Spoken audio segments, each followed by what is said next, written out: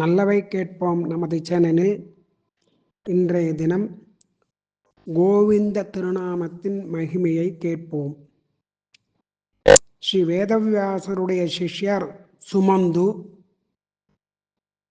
அவருக்கு வேதவியாசர் சொன்ன கதையை சௌனக முனிவர் சதானீகருக்கு சொல்லுகிறார். சத்திரிய தாயாதன் என்று சொல்லக்கூடியதான, அதாவது அரசனாய் பிறந்து அரசர்களுக்கு உரியதான நற்பண்புகள் இல்லாதவன் க்ஷத்ரபந்து அப்படிங்கிற ராஜா இருந்தான். அவன் தன்னுடைய தாய் தந்தையருக்கு எந்த பணிவிடையும் செய்யவில்லை.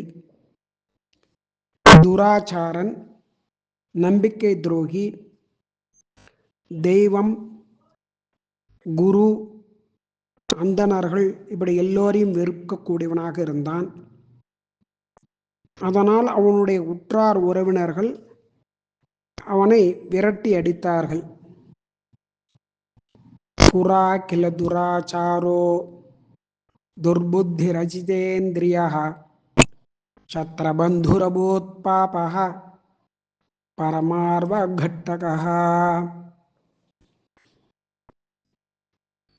மாதா பித்ரோர் அஸ்ரூஷு துரோக்தா பந்துஜனஸ்ய ச குருதேவத்விஜாதீனாம் நிந்தாசு சததோத்யதஹ. மோஷ்டா விஸ்வசதாம் நித்யமப்ரீதிஹ பிரீதிமிச்சதாம் ருஜூனாம் அனுஜுஷுத்ரஹ பரஹிம்சா பரஹயனஹ. அடுத்தவர்களை துன்புறுத்துறதையே தன்னுடைய வழக்கமாக வச்சுட்டு இருந்தான். காட்டில் ஜீவஹிம்சை பண்ணி பழைச்சுட்டு வந்தான். அதனால் இவனை என்ன பண்ண, எல்லாரையும் ஹிம்சை பண்ணுறான் அப்படின்ட்டு சபாந்தவைகி பரித்யக்தஹ ததா அன்யை சாது விருத்திபிகி அவிருத்திமான் அவிஸ்வாசஹ மிருகயா ஜீவனோ பவத்து.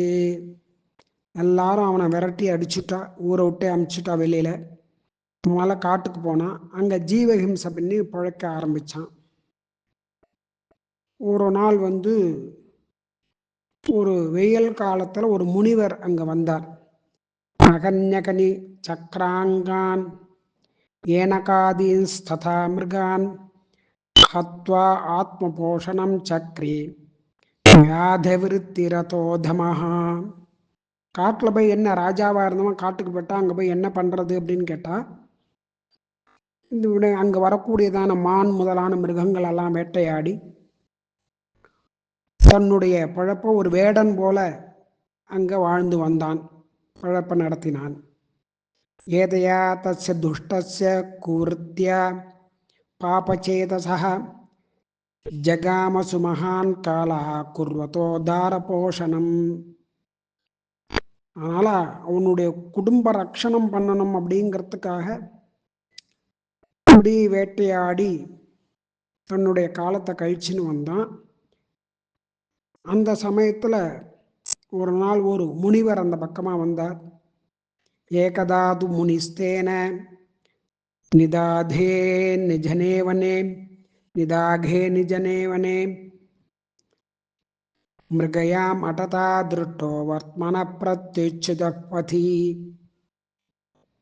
ரொம்ப களைப்போட வந்தார் அவர். வெயில்னால வாட்டத்தினாலையும் ரொம்ப வருந்தி பசியால் இழைச்சி போய் திக்கு திசை தெரியாதவரா அந்த முனிவர் இருந்தார். அவரை பார்க்குறான் இந்த க்ஷத்ரபந்து. சுட்சாமகண்ட சுஷ்ராந்தா சுஷ்க ஜிஹ்வாஸ்ய தாலுகः திருப்பரீதோ அதி விப்ராந்தः காம் திக்பூதோல்பச்சேதனः. அவர் ரொம்ப தாகம் பசி இதனால நாக்கு வறண்டு போய் அவர் பார்க்கறதுக்கே ரொம்ப கஷ்டமாக இருந்தது. இப்படி எல்லாரையும் கொலை பண்ணக்கூடிய, ஹிம்சை பண்ணக்கூடியதான இந்த சத்திரபந்து அந்த முனிவரை பார்த்தான். பார்த்த உடனே அவனுக்கு அந்த முனிவர் மேல ஒரு கருணை வந்துடுத்து. தஸ்மின் திருஷ்டே ததஸ்தஸ்ய சத்திரபந்தோரஜாயத காருண்யம் தாருணஸ்யாபி வியாதவிருத்தி பரிகிரகாத்து. இப்படி வேட்டையாடி திரிஞ்சிருக்கிறான் இவன். அவரை பார்த்த உடனே அவர் மேல ஒரு கருணை வந்து, தமுபேத்திய பூபால க்ஷத்ரபந்து சதாபசம் உவாச்ச இப்ரப்ரவரம் விமார்கே வர்த்ததே பவான். அவரை பார்த்து சொல்றான், முனிவரே, நீர் போகக்கூடியதான் இந்த வழியானது நேரு வழி இல்லை. அதனால இந்த வழியில நீர் போக வேண்டாம், என்னை பின்தொடர்ந்து வர வேண்டும், வாருங்கள் அப்படின்னு கூப்பிடுறான். இந்த வழி சரியான வழி இல்லை, நேர் வழி இல்லை. நீர் சொல்லக்கூடியதான இந்த வழி நேரான வழி இல்லைங்கிறான்.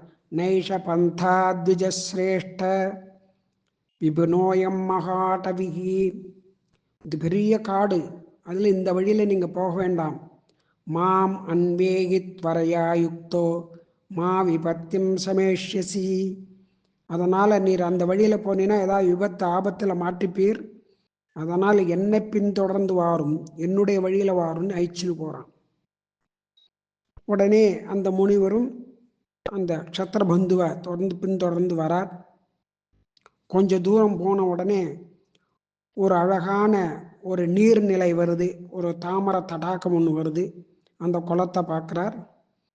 உடனே அந்த முனிவர் அங்கே இறங்கி நான் தீர்த்தமாடி தீர்த்தத்தெல்லாம் சாப்பிட்டு ஸ்நானம் பானம் எல்லாம் பண்ணிக்கிறார். நிஷாமிய தத்வஜஸ்ராந்தா க்ஷத்ரபந்தோர் மகாமுனிகி அனுவவ்ராஜராஜேந்திர ஜலாசா ஜனிதோத்யமஹா. பின்தொடர்ந்தே போகும்போது அங்கு ஒரு ஜலாசயம், ஒரு தாமரை தடாகத்தை பார்க்கிறார். கிஞ்சித் பூபாகமாசாத்திய ததர்ச மகாமுனிகி ஹம்சகாரண்டவாகீர்ணம் புரோத்புல்ல நளினம் சரஹா. அந்த ஏரி சரசு தாமரை புஷ்பங்களோட கூடினது, அதை பார்க்குறார். ரொம்ப நன்னா இருக்கு. சாரசாபிருதம் ரம்யம் சூபதீர்த்தம் அகர்தமம் பத்மோத்பலயுதம் சாரு பூர்ணம் ஸ்வச்சேன வாரினா. சுத்தமாக நன்னா இருக்கு அந்த ஜலம். அதை பார்க்கறதுக்கு நல்லா சேரு கீறு இல்லாமல் ரம்யமாக பார்க்கறதுக்கும் நன்னா இருக்கு. நல்லா பளிச்சுன்னு இருக்கு, நன்னா சுத்தமாக இருக்கு. சுசீதவன சண்டைஸ்ஸ சமந்தாத் பரிவேஷ்டிதம் தக்ஷணாத் திருட்பரீதானாம் சக்ஷுஷோஹ்லாதகாரிணம்.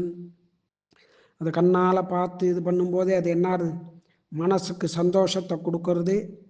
அதை அப்படி பார்த்து அந்த முனிவர் என்ன பண்ணுறார், திருஷ்டைவ சமுனிகி, அதை பார்த்துட்டே தத்ர ததாமல ஜலம் சரஹா. அது பரிசுத்தமான அந்த ஜலத்தை, அந்த ஏரியை சூர்யாம் சுதப்தோ கர்மார்த்தோ நிபபாத ததம்பசி. சூரியனுடைய அந்த ஜலம், சூரியனுடைய அந்த ரஷ்மியானது அது மேலே பட்டிருக்கு. அதில் அந்த ஜலத்தில் அது தெரிகிறது. அப்படி தத்ராஸ்வசக்ரதாஹ்லாதா பபௌவாரி நராதிப உஜ்ஜீவயன்னே முனிவரோ ஜிஹ்வா தாலு சனைஷனைஹி. இப்படியே இறங்கி அந்த ஜலத்தை எடுத்து முகத்தெல்லாம் அலம்பிண்டு தாடை பக்கம் எல்லாத்தையும் கன்னத்தெல்லாம் நல்லா தொடச்சிண்டு அந்த தீர்த்தத்தை இது பண்ணுறார். இப்படி எல்லாம் தாகசாந்தி எல்லாம் ஆச்சு. எல்லாம் ஆன உடனே அந்த முனிவர் கேட்குறார். இதெல்லாம் பண்ணின்ற உடனே அந்த க்ஷத்ரபந்துவை பார்த்து கேட்குறார். அவன் என்ன பண்ணுறான், உடனே அதுக்குள்ளே அதில் இறங்கி தாமரை தண்டு, அப்புறம் தாமரை இலையில் ஜலம் எடுத்து, தாமரை கிழங்கு ஜலம் எல்லாத்தையும் எடுத்து கொண்டு வந்து அவருக்கு கொடுக்குறான். அவர் அந்த கிழங்குகள்லாம் கொண்டு வந்து கொடுத்து ஒரு ஆலமரத்தடியில் கொண்டு உட்காத்தி வைக்கிறான். அவரை உட்காத்தி வச்சு அவருடைய கால்களெல்லாம் பிடிச்சி விடுறான், திருவடியெல்லாம் அப்படியே பிடிச்சி விடுறான் அந்த ரிஷிக்கு. இந்த மாதிரி பணிவிடை பண்ணுறான். உடனே அவர் கேட்குறார், இவ்வளவு நல்ல ஒரு என்னால் எனக்கு பிராணம் போகிற இதில் இருந்த என்னை அழிச்சுன்னு வந்து காப்பாற்றி தீர்த்தம் கிழங்கு எல்லாம் கொடுத்து எல்லாம் பண்ணுறியே, யாரப்பா நீ அப்படின்னு கேட்குறார்.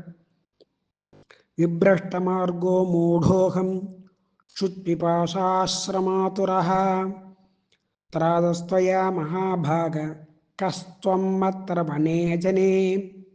ஆளில்லாத இந்த அரவம் இல்லாத இந்த காட்டில் நான் இங்கே வந்து வழி தப்பி போய் வந்ததானே என்னை காப்பாற்றி எனக்கு தாக சாந்தி பசியார வச்சு எல்லாம் பண்ணியிருக்கியே, என்னை காப்பாற்றிருக்கியே, நீ யாரு அப்படின்னு கேட்குறார்.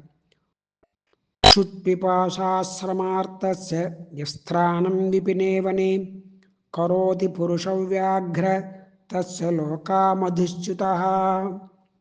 நீ இந்த மாதிரி எனக்கு பண்ணத்துக்கு, இந்த பாதுகாத்ததுக்கு உனக்கு தேன் பெருகக்கூடியதான அக்ஷயமான ஒரு லோகமே கிடைக்கும்.